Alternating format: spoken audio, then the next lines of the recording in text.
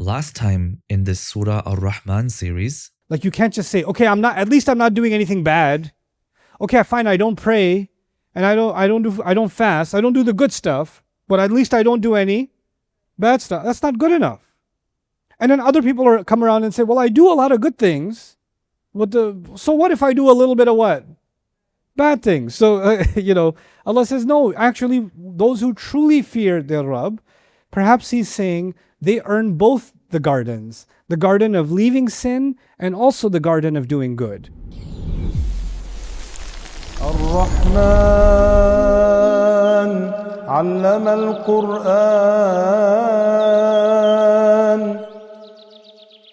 To help you follow along and reflect more deeply, we've created a companion workbook for this series. Download it at bayyina.com/Rahman. فبأي آلاء ربكما تكذبان فيهن قاصرات الطرف لم يطمثهن إنس قبلهم ولا جان فبأي آلاء ربكما تكذبان كأنهن الياقوت والمرجان. So far, there's a loneliness, which is why, and this is just about the word furush. But now we have فَبِأَيِّ آلَاءِ رَبِّكُمَا تُكَذِّبَانِ. Now we're going to talk about the marriage in Jannah, the spouses in Jannah, which is going to get me in a lot of trouble. But we're going to talk about that because Allah talks about that. So I'm going to level with you and share with you what I know of the subject. Interestingly, this is not a question you ladies have at all. There's other people in New York, they have this question. So women in New York seem to have a problem with how come Allah mentions spouses for men and these hur for men, but He doesn't mention anything for women, right? So this is, again, not a New Jersey problem, only a New York problem, specifically Long Island. Okay, so this is for those women. My research team my interns that I've kind of put together in Pakistan, 9 of them are females. And we were studying the surah, and we got to the surah. I was like, okay, I need to hear from you. How come Allah didn't mention your spouses in the hur equivalent for you in Jannah, and He mentioned something for the men? Help me understand from the female perspective, right? I put 9 of them on the spot. And there was a good 10-minute silence. And then the insights started pouring out. And one of them said, well, actually, I don't want a spouse in Jannah. I don't know if I would ever want a spouse. I actually just, and the other one said, I would. And the other one said, I don't know, do I? Within the 9, there were probably 6 different opinions about, and I said, okay, so let me simplify this.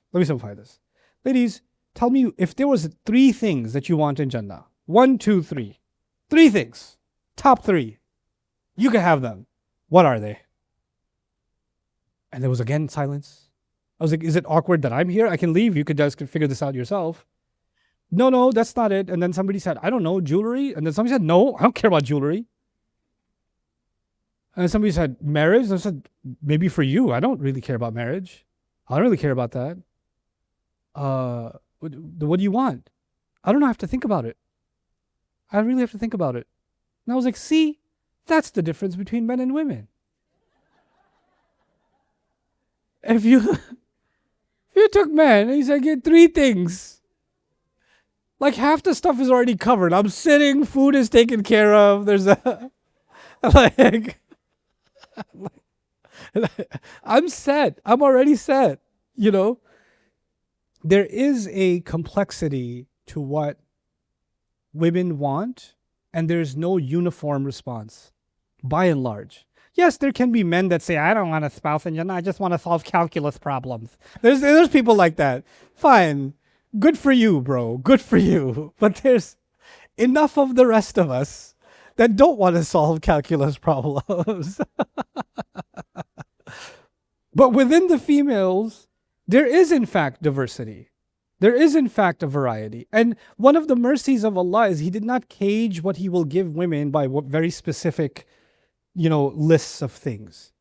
The other thing is actually it's an honor to women. Because imagine if Allah did mention women are going to have these amazingly handsome husbands that are going to be there for their, for their company or whatever. And how embarrassed would a believing woman that's her entire character is about guarding her modesty is reciting these ayat? How awkward would that be? Right? So even if they have that desire, the fact that it's not spelled out is actually a rahmah too, because it la yutabiq al-fitra. It doesn't actually correspond to the nature of haya that Allah put inside women. So even if they have that thought, it doesn't have to be spelled out. Allah knows what they want, and that's enough. وَلَكُمْ فِيهَا مَا تَشْتَهِي أَنفُسُكُمْ. You'll have what you desire. If somebody desires that, they'll have it. Why does it have to be spelled out? And if it was spelled out, it might cater to some and not to others. And others might even be bothered by it. They're like, this whole life I suffered with a husband, now I gotta get another husband. Like, Jannah will be when I don't have a husband. So that could be the case. Allahu alam. So I earned my freedom kind of thing, right? But now coming back to the subject, why does Allah mention these beautiful spouses that are called hur, that are dedicated for the pleasure of men and beautification of the life in Jannah for men? Allah created men with an intense desire of pleasure from the female, emotional, physical, all kinds, right? The company of a woman, the fact that when a man feels like this woman loves me, she respects me, she's crazy about me, she desires me. All of these things actually are a big part of the psyche of a male, right? And he longs for these things. She longs for these things, but he insanely longs for these things too. And this is actually one of the biggest driving forces in the motivations of men to go and earn a living, to go get out there and be something in the world, because I just got to get married. I can't get married until I'm somebody, until I can stand on my feet, so that I can get married, so that I can do this. So part of the aspirations of men is to become good enough to have a female, right? To have a wife. So and then the other thing is, of course, in ancient times, you have these Sahaba, right? They before Islam came, they were just regular young guys, right? And there was no halal haram about relationships and, boyfriend, girlfriend, or none of that was haram. And then Islam came and put a restriction. So they've seen the other side of life. They've seen that. And now they've been stopped from it. Dead stop. And it's not like they moved to another town. They're still living in the same place. Some of those same people are still around. You understand? So it's not an easy transition. We just think of the Sahaba as all of a sudden they developed angelic wings and they, that's not what happened. They had to go through a transition. And they had to make a lot of changes in their life, not easy ones. Emotional attachments are not easy to break. Romantic attachments are not easy to break. But they broke them for the sake of Allah. They did it. Now, it's not an easy thing to do. It hurts. So what does Allah do? Allah compensates the one who protected himself, guarded himself, withheld his desires, withheld his temptations, and then spells it out. You will have these beautiful spouses in Jannah. And Allah actually spells out exactly the kind of woman you want in Jannah. And this is what he's saying here. He says, qasiratut tarf. The primary description, qasiratut tarf. You know what that means? The qasar means to remain confined. Qasar means to remain, qasar also means short. Qasar al-shi'r means to get a haircut. فَلَيْسَ عَلَيْكُمْ جُنَاحٌ أَن تَقْصُرُوا مِنَ الصَّلَاةِ. Same word, qasar. When you do qasar of salah, what does that mean? You shorten the prayer. Her eyes, her gaze, her glance is shortened, meaning it doesn't go past you. She's obsessed with you. She's all about you. You're the center of her universe. But actually, Alusi flipped it too. It's so brilliant. He said, she's the kind that your eyes don't go past her. Actually, she's qasirat al-tarf for you. So once you see her, you're like, I don't need to see it. What fruit? What waterfall? Hold the cup. Hold on. This is qasirat al-tarf. They're obsessed with each other. They're completely crazy about each other. And that's captured inside of qasirat al-tarf. And then this description of this beautiful relationship of the spouse is actually a description of what one of the great rewards of Jannah. You know, in this world, you can be obsessed with someone, but the feeling's not mutual, right? You want all of their attention, they give you 1% of theirs, right? Or they feel like, stop being so clingy, stop being so needy. Why are you always texting me? Why are you always sitting? Just give me some space. You know, this is a relationship where they're perfectly happy not giving each other any space, and they find joy in that completion with each other, right? This is qasiratut tarf, and qasirat, the ism suggests that this obsession is permanent. This romantic obsession is permanent with each other. They find joy in being with each other. Now this is like, actually this is Adam alayhi salam's story 2.0. Adam alayhi salam was created, he was alone. Allah created what for him? Hawa salamun alayha. That's his qasiratul tarf for him. And now every one of us gets our own Hawa in Jannah. Right? That's the idea of qasiratul tarf. Now, the follow-up question that some women from Brooklyn have, not Long Island this time, is, well, if the women are getting this hur, then what about me? My husband's going to get some hur, and then what am I going to do? Like, where am I supposed to go? You know, he's got this hur, and then I'm just extra. And if his eye's not even leaving her, thank you, Ayah, right? Now what do I do? So my answer to this question may not be satisfactory, is to the best of what I can understand from the text. Allah subhanahu wa ta'ala in Jannah will give us whatever we desire. That's number one. Number two, our emotional states are not going to be the same as they are now. وَنَزَعْنَا مَا فِي قُلُوبِهِم مِّن غِلٍّ. Any ill feelings, anything to do with insecurity, possessiveness, jealousy, those kinds of feelings will not be the way they are now. Though, you know, and I actually met a woman recently who told me that I have lots of anxiety that my husband will go to Jannah. Yeah. That he'll go to Jannah. He's a really good man. He's a really good man. He gives a lot of sadaqah. He does very good. And I just feel like Allah is going to give him so many of these wives. And I'm just not going to have him anymore. And this is giving me anxiety. Like, I love him so much. I can't be without him.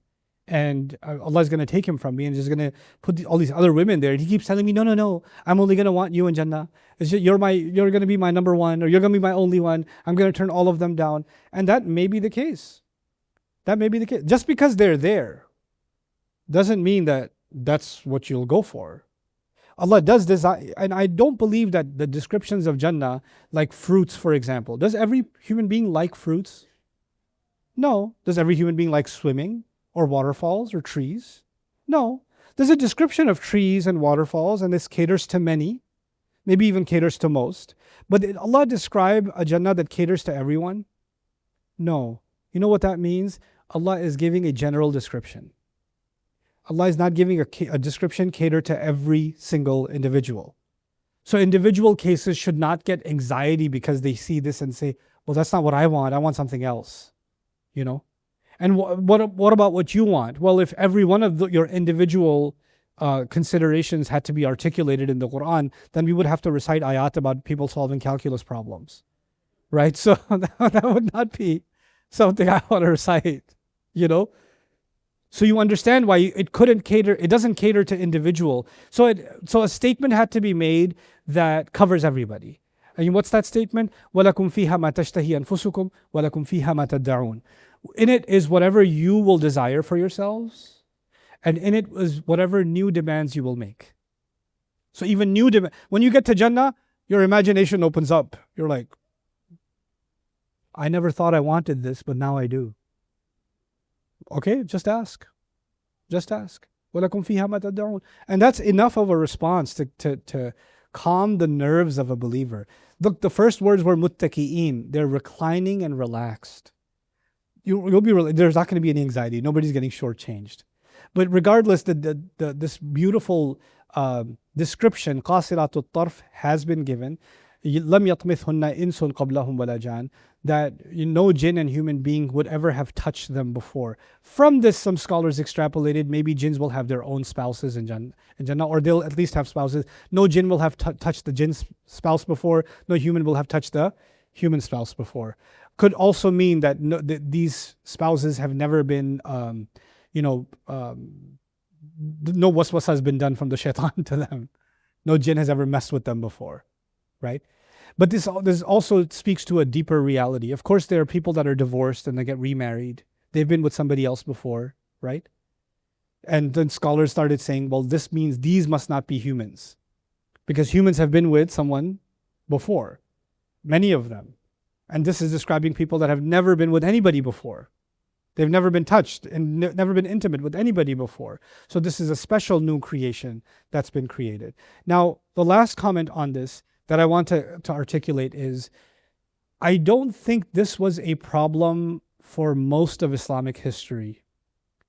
But we are living in a time where we project a lot of our own injustices, especially the injustices between the genders, and we project them onto the religion. So we say, oh, this is degrading to women because these women are just objects for these men, and they were just designed to be, this man in Jannah, his every fantasy is this one qasiratul tarf, this qasiratul tarf that he's been given, right? So this is objectifying women. Actually, it's objectifying this creature was created for his desire, but the believing woman is not an object. The believing woman is a believer. And she's not been put in Jannah to meet the desires of a man. So she's been separated from this conversation. And in it, I think there's also a dignifying of the believing women, that they are actually given their own freedom to do as they choose, and not been caged again. Hey, by the way, you were under the qawama of your husband in this life, and you had to be the best wife, and you had to be these things, and now you have to be those things again in the next life. No, you have your own decisions to make. You have your own choices to make. But the spelling it out for the men actually caters to the nature with which Allah created men. Allah put the greatest desire in men for the desire they have for women. And they do all kinds of things to meet that desire. And they have to control themselves their whole lives to not fall into that temptation. It's not because the temptation isn't there, but because this is something Allah put in them and they have to fight it. They have to fight that urge. And they have to constantly lower their eyes. If this wasn't hard for a man, Allah wouldn't be instructing men to lower their eyes, right? Allah would have said, oh, you're happily married now. You don't have to lower your eyes anymore. You're past the temptation now. You're good because you're completely in love with your wife. So there's no issue for you anymore. So don't worry about it. That's not what it says, does it? Is it? Because the appetite, the waswasa, the desire that's been embedded inside human nature, it's in our physiology. Allah put it in there. He made us put that only in a halal direction, men. And then He rewards those who controlled it all this time. وَنَهَى النَّفْسَ عَنِ الْهَوَىٰ. He stopped themselves. And those who want that to be unleashed in Jannah, Allah says to them here. You know what I really empathize with when I read this ayah? I get empathy.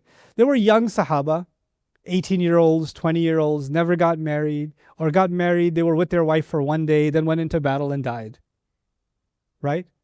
Some never got married, some could never afford to get married. You don't think they had the desire to get married? And this whole life, they may have thought, nobody thinks I'm good enough, nobody thinks I have enough money, nobody thinks I'm handsome enough, nobody thinks I'm worthy enough.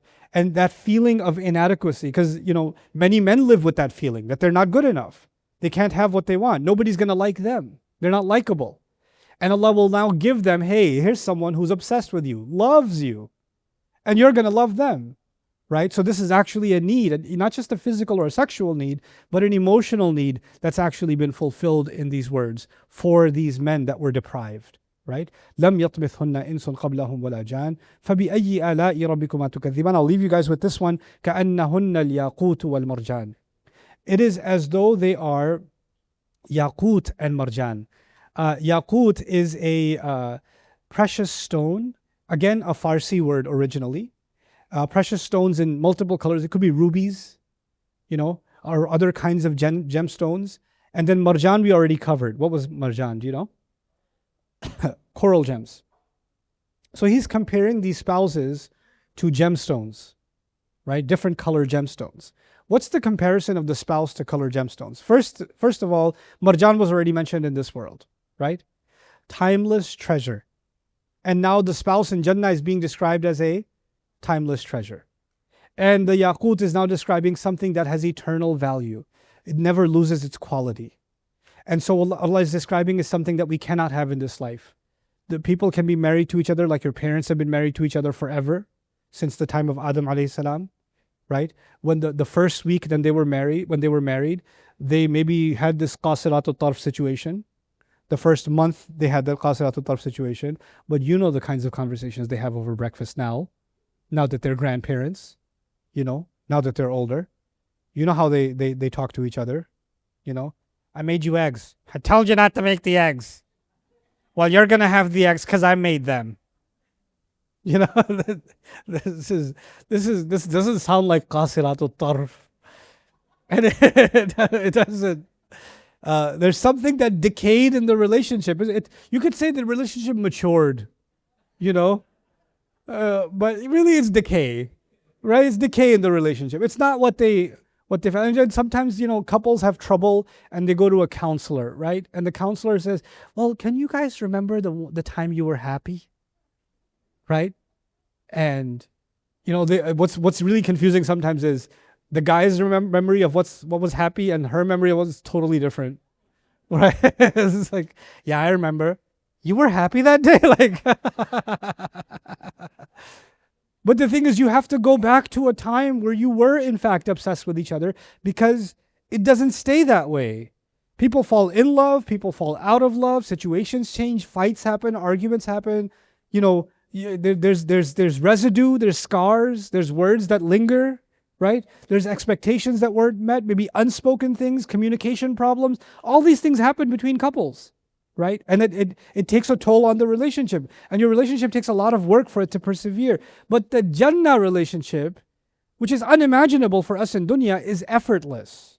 It's effortless. The value between they will remain valuable to you as if they are what? Timeless stones. Timeless treasures. A treasure never loses its value.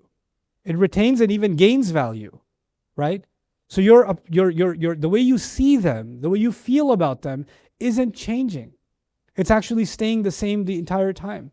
Perhaps in this, Allah has given us a hint towards what marriage is supposed to look like with our best efforts in this world. That we're supposed to create efforts to make the relationship timeless and to actually work towards this qasiratul tarf.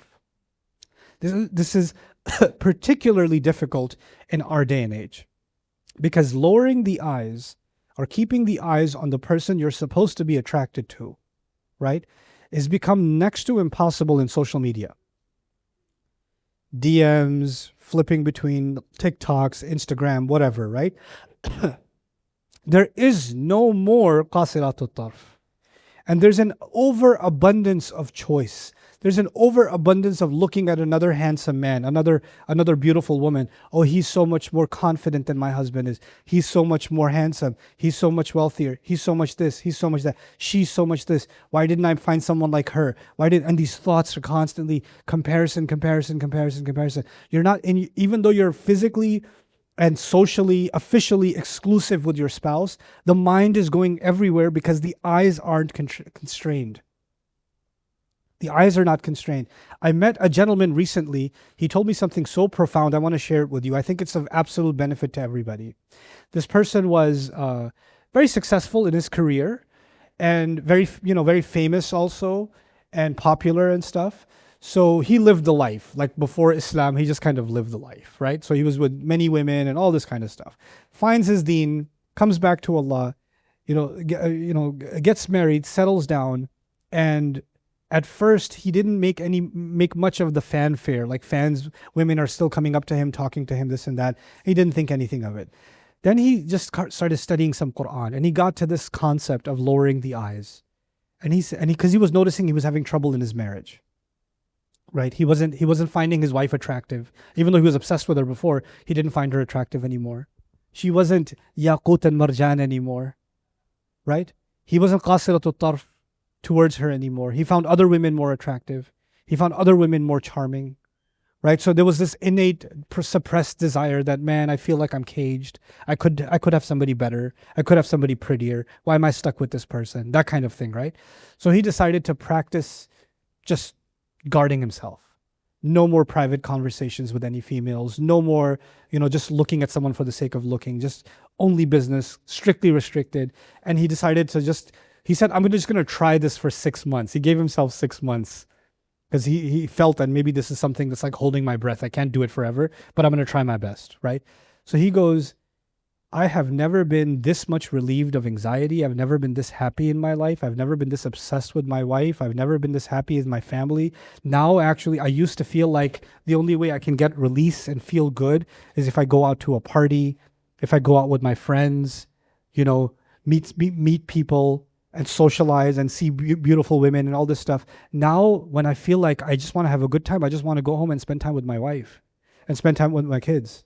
And I was like, that is actually revolutionary because that's now a rare commodity, right? But what was his secret? How did he rewire? He literally described it as, I rewired my brain. I feel like it's rewired where I now find pleasure in my family. I find pleasure. I don't find responsibility and burden and, I guess I'm stuck, you know? That's not what he feels. He actually feels joy in his family. This is such a serious thing, guys, because, and I'm talking to the men now, you know, you guys, you don't have, I know for a fact, Muslim men don't have a safe space to be able to talk about what they really feel. I know that. And so I'm going to say some things to you that maybe you don't want to hear, but I'm going to tell them. Just pretend you're not listening. So if you don't address that not finding joy in your family and you're holding that inside, and the relationship you have with your spouse is just getting darker and darker and darker, and you're doing it because you're supposed to, you're living it because you're supposed to, but there's no genuine joy in it anymore. There's no genuine love in it anymore. And you're scared to verbalize that and say, hey, I'm not feeling something I'm supposed to feel. I need to do something about that. If you don't reach out for help, then you're going to ruin your life and her life and your kid's life. If you don't get help. You need help. And hopefully the best person who can help you is your spouse themselves. But the thing is, when you turn to her for help, you cannot say, what did you say? I'm sorry, what? You're not happy? If anyone has a reason to not be happy, it's me. And you start flipping it as you should be grateful that you have what you have. And you're so ungrateful and you're so this. And then you shame him into silence again. And you say, I'm sorry I expressed my feelings. I'll rewire my feelings according to your anger so that you don't have to ever hear these uncomfortable words again. Right? So you can silence him with your reaction. Or you could say, you know what? I feel the same way. I feel like there's no joy in this marriage anymore. We need to do something about that. You can have not a defensive conversation, an honest conversation, a vulnerable conversation about restoring the joy in marriage. Because if you don't have joy in your marriage and you don't have pleasure in your marriage and you don't have happiness in your marriage, then you're both in Shaitan's playground. Guaranteed. There's no like maybe. Guaranteed you're in Shaitan's playground. And you're ruining the next generations of Muslims. This is a responsibility bigger than yourself. Bigger than yourself. You have to have the bravery and the sincerity to be able to have that conversation with your spouse. That's absolutely fundamental and essential. This is a joy of Jannah. But it's a joy of Jannah. Everything that Allah describes about Jannah is something people want when? Here. They want it here. And the closest taste of Jannah in this life is a good spouse. And it's not just a spouse that prays 5 times a day, because you could pray 12 times a day and still be a terrible spouse. But there's something else between you and your spouse. The husband to the wife to the husband. That is a separate issue. That's a completely separate issue. And you have to turn that into some degree, as much as you can, of qasiratut tarf. Your eyes must be restricted towards her, hers towards you. And I'm going to give you guys real talk, then I'll give you your break. What's keeping that from happening?